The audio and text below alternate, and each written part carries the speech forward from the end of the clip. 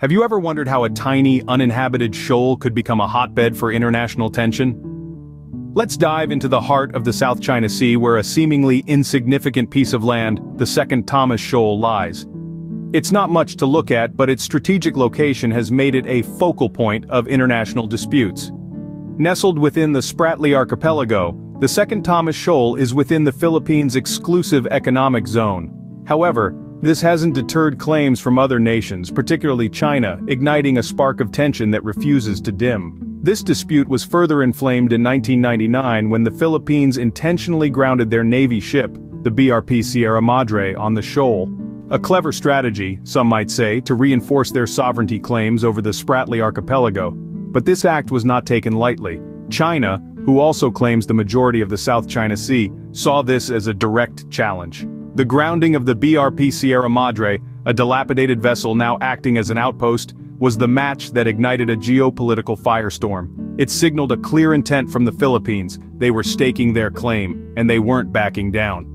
Thus began a two-decade-long dispute that continues to escalate today. Flash forward to the present, the Second Thomas Shoal isn't just about territorial claims anymore.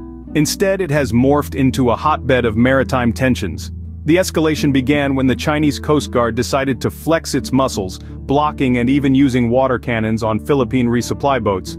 This brazen act was met with resounding condemnation from the Philippines, who unequivocally denounced these actions as a violation of their sovereignty.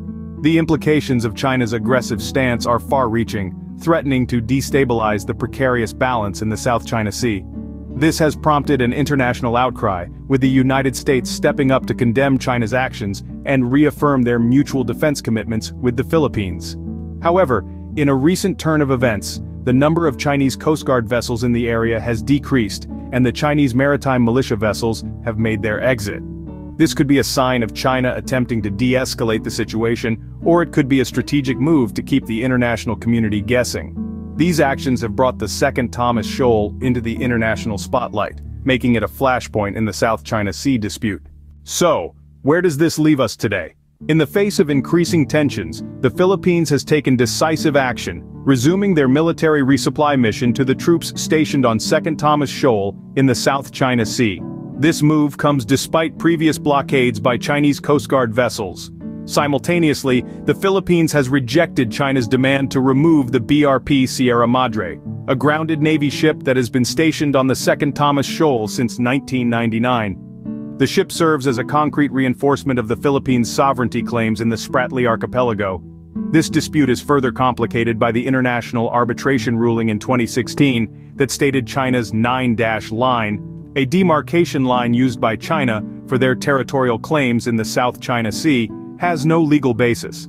The standoff at Second Thomas Shoal is a microcosm of larger international relations implications. This isn't just about the Philippines and China. The United States has also been drawn into the fray, condemning China's actions and warning that an armed attack on Philippine vessels would invoke U.S. mutual defense commitments. The Second Thomas Shoal, a tiny atoll in the South China Sea, has indeed become a symbol of the larger territorial dispute, with potential implications that reach far beyond its shallow waters.